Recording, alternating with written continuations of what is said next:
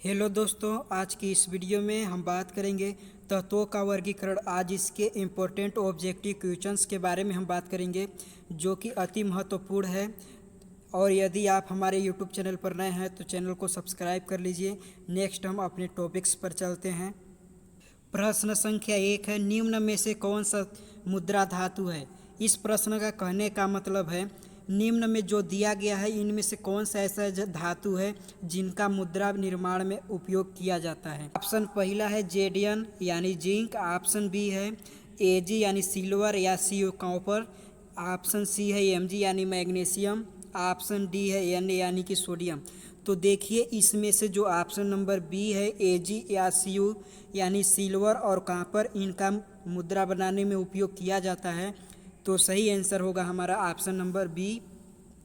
Next question है हमारा question number 2, निम्न में एंटीमनी है। ऑप्शन पहला है ए धातु, ऑप्शन बी है अधातु, ऑप्शन सी है उपधातु, ऑप्शन डी है अक्रिय गैस। देखिए जो एंटीमनी है वो उपधातु है, क्योंकि यह धातु और अधातु के बीच स्थित है, ये इसलिए एंटीमनी जो है उपधातु है। तो ऑप्शन नंबर सी सही होगा, उपधातु। नेक्स्ट क्वेश्चन है क्वेश्चन नंबर 3, निम्न में से कौन सा युग्म उपधातु है, यानी कि इसमें से कौन सा ऐसा युग्म है जो उपधातु है। उपधातु कहने का मतलब है धातु और अधातु के बीच में जो स्थित रहते हैं धातु, उसे हम उपधातु कहते हैं। इसमें ऑप्शन पहला है एशियन और एस यानी कि आर्सेनिक। ऑप्शन बी है आर्सेनिक, एस और S B antimony. Option C है जर्मेनियम, जीई और एशियन। ऑप्शन डी है जीई और एस आर्सेनिक। तो देखिए इसमें से हमें बताना है कि कौन सा युग्म है जो कि उपधातु है। तो सही होगा हमारा ऑप्शन नंबर बी आर्सेनिक और एंटीमनी, ये दोनों उपधातु है क्योंकि धातु और अधातु दोनों के मध्य में स्थित है। नेक्स्ट क्वेश्चन है हमारा क्वेश्चन नंबर 4, आधुनिक आवर्त वर्गीकरण का आधार है। ऑप्शन ए है परमाणु भार, ऑप्शन बी है संयोजकता, यहाँ पर थोड़ा मिस्टेक हो गया है, यहाँ पर आप इग्नोर करेंगे। ऑप्शन बी है यहाँ पर परमाणु क्रमांक। ऑप्शन डी है रासायनिक क्रियाशीलता।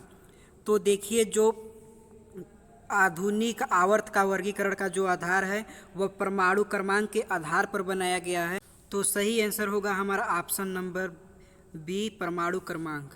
नेक्स्ट क्वेश्चन है हमारा क्वेश्चन नंबर 5, निरूपक तत्व है। आप यहाँ पर ध्यान से देखेंगे कि निरूपक तत्व कहते किसे हैं। तो देखिए आवर्त सारणी में आवर्त 3 के जो तत्व होते हैं उसे हम निरूपक तत्व कहते हैं। तो यहाँ पर आप देखेंगे कि आवर्त सारणी में आवर्त 3 पर कौन कौन से तत्व आते हैं, तो उन्हें पर हम देखेंगे। इसमें ऑप्शन पहला है एन, ऑप्शन बी है के, ऑप्शन सी है एससी यानी कि स्केडियम, ऑप्शन डी है एच यानी कि हेलियम। तो देखिए जो निरूपक तत्व है वो ऑप्शन नंबर ए है एन यानी कि सोडियम, क्योंकि ये आवर्त सारणी के तीसरे आवर्त में पाई जाती है और इसके साथ Mg है मैग्नीशियम, ये भी निरूपक तत्व है क्योंकि आवर्त 3 में पाई जाती है। नेक्स्ट क्वेश्चंस पर हम चलते हैं क्वेश्चन नंबर 6, निम्न में से अक्रिय तत्व है। अक्रिय तत्व किसे कहते हैं। शून्य वर्ग के जितने भी तत्व होते हैं वो अक्रिय तत्व होते हैं, जैसे हीलियम हो गया, क्रिप्टॉन हो गया, आर्गन हो गया, ये सब अक्रिय गैस के तत्व के अंतर्गत आते हैं। तो इसमें ऑप्शन पहला है ए हीलियम, ऑप्शन बी एफ यानी कि लोहा आयरन, ऑप्शन सी है एल लिथियम, ऑप्शन डी है एन यानी कि सोडियम। तो इसमें हीलियम जो है वो अक्रिय गैस है जिनका उपयोग हवाई जहाज़ के टायरों में भी किया जाता है। तो सही आंसर होगा हमारा option number A helium. Next question है हमारा क्वेश्चन नंबर 7, परमाणु क्रमांक 21 वाला तत्व होगा। तो इसमें हमको देखना है कि परमाणु क्रमांक जो 21 है 21 है वो कौन सा तत्व है। तो इसमें पहला ऑप्शन है संक्रमण तत्व, ऑप्शन बी है क्षारीय धातु, ऑप्शन सी है हैलोजन तत्व, ऑप्शन डी है प्रतिनिधि तत्व। तो यहाँ पर सबसे ध्यान देने वाली बात यह है कि परमाणु क्रमांक 21 वाला तत्व कौन होता है। तो यहाँ पर स्केडियम Ag, तो इसका जो होता है परमाणु क्रमांक वो 21 होता है। तो अब देखेंगे Ag जो स्केडियम वो किसके अंतर्गत आता है। तो ए आता है संक्रमण तत्व, डी ब्लॉक के अंतर्गत आता है। तो सही आंसर होगा हमारा ऑप्शन नंबर ए संक्रमण तत्व, या इसे डी ब्लॉक के तत्व भी हम कह सकते हैं। नेक्स्ट क्वेश्चंस पर हम चलते हैं। क्वेश्चंस नंबर 8, Li विकर्ण संबंध दर्शाता है।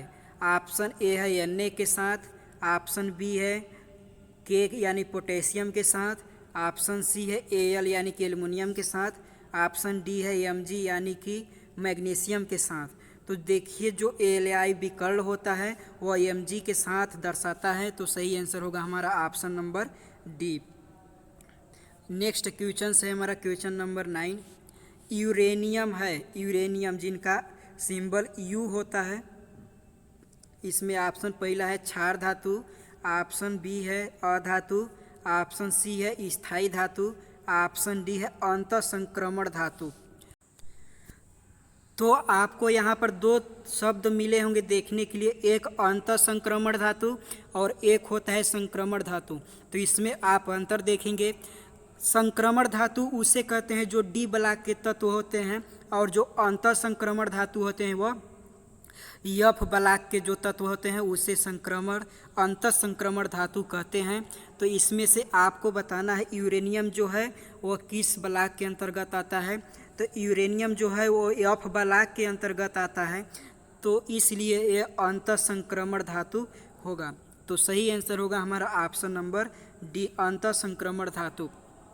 नेक्स्ट क्वेश्चन है हमारा क्वेश्चन नंबर 10, लिथियम और Mg मैग्नीशियम के रासायनिक गुण समान होते हैं क्योंकि ऑप्शन ए है दोनों का आयनन विभव समान होता है, ऑप्शन बी है दोनों एक ही समूह में स्थित होते हैं, ऑप्शन सी है दोनों में विकर्ण संबंध है, ऑप्शन डी है दोनों की इलेक्ट्रॉन बंधुता समान है। तो देखिए विकर्ण संबंध इन दोनों में विकर्ण संबंध है क्योंकि Li और मैग्नीशियम का रासायनिक गुण समान होता है। तो सही आंसर है हमारा ऑप्शन नंबर सी, दोनों में विकर्ण संबंध है। नेक्स्ट क्वेश्चन है हमारा क्वेश्चन नंबर 11, Li विकर्ण संबंध दर्शाता है। इसमें हमें बताना है कि जो Li है लिथियम वो किसके साथ विकर्ण संबंध बनाता है या दर्शाता है। ऑप्शन ए है Na के साथ, सोडियम के साथ, ऑप्शन बी है K के साथ यानी पोटेशियम के साथ, ऑप्शन सी है Al यानी कि एल्युमिनियम के साथ, ऑप्शन डी है Mg यानी कि मैग्नीशियम के साथ। तो देखिए जो Li विकर्ण संबंध दर्शाता है वो ये मैग्नीशियम के साथ दर्शाता है। तो सही आंसर होगा हमारा option number D. Next question है हमारा क्वेश्चन नंबर 12, डी ब्लॉक के तत्व कहलाते हैं। ऑप्शन ए है संक्रमण तत्व, ऑप्शन बी है धातु, ऑप्शन सी है अधातु, ऑप्शन डी है उपधातु। तो देखिए मैं ऊपर बात कर चुका हूँ कि जो डी ब्लॉक के तत्व होते हैं वह संक्रमण तत्व कहलाते हैं। तो सही आंसर होगा हमारा ऑप्शन नंबर ए संक्रमण तत्व। नेक्स्ट क्वेश्चन है हमारा क्वेश्चन नंबर 13, परमाणु क्रमांक 58 से 71 के तत्वों को क्या कहा जाता है। ऑप्शन ए है अक्रिय गैस, ऑप्शन बी है संक्रमण तत्व, ऑप्शन सी है लैंथेनाइट तत्व, ऑप्शन डी है रेडियो एक्टिव तत्व। तो देखिए यहाँ पर आपको ये ध्यान रखना है कि जो 58 से 71 परमाणु क्रमांक वाले जो तत्व हैं वो किस ब्लॉक के अंतर्गत आते हैं। तो F ब्लॉक के अंतर्गत आते हैं। ब्लॉक के तत्वों को लैंथेनाइट तत्व और एक्टिनाइट तत्व भी कहा जाता है, लेकिन जो 58 से 71 के बीच वाली जो तत्व होते हैं उसे लैंथेनाइट तत्व कहते हैं। तो सही आंसर होगा हमारा ऑप्शन नंबर सी लैंथेनाइट तत्व। नेक्स्ट क्वेश्चन है हमारा क्वेश्चन नंबर 14, निम्नलिखित धातुओं में से उपधातु कौन सी है। ऑप्शन ए है Na सोडियम, ऑप्शन बी है Si यानी कि सिलिकॉन, ऑप्शन सी है Al यानी कि एल्युमिनियम, ऑप्शन डी है S यानी कि सल्फर। तो यहाँ पर हमें बताना है कि इनमें से कौन सा उपधातु है जो धातु और अधातु के बीच में उपस्थित होते हैं। तो देखिए इसमें जो सिलिकॉन है वो उपधातु है। तो सही आंसर होगा हमारा option number B silicon. Next question है हमारा क्वेश्चन नंबर 15, लैंथेनाइड तथा एक्टिनाइड को आवर्त सारणी में किस ब्लॉक में रखा गया है? ऑप्शन पहला दिया है डी ब्लॉक में, ऑप्शन बी है एस ब्लॉक में, ऑप्शन सी है पी ब्लॉक में, ऑप्शन डी है एफ ब्लॉक में। तो देखिए मैं ऊपर आपसे बात कर चुका हूँ कि एफ ब्लॉक के तत्वों को लैंथेनाइड और एक्टिनाइड तत्व कहते हैं। तो यहाँ पर सही आंसर होगा हमारा option number D F block. तो दोस्तों ये मेरा लास्ट क्वेश्चन था। यदि ज़रा सा भी वीडियो पसंद आई हो तो लाइक, सब्सक्राइब और शेयर कीजिएगा। मिलते हैं आपसे नेक्स्ट वीडियो में। धन्यवाद।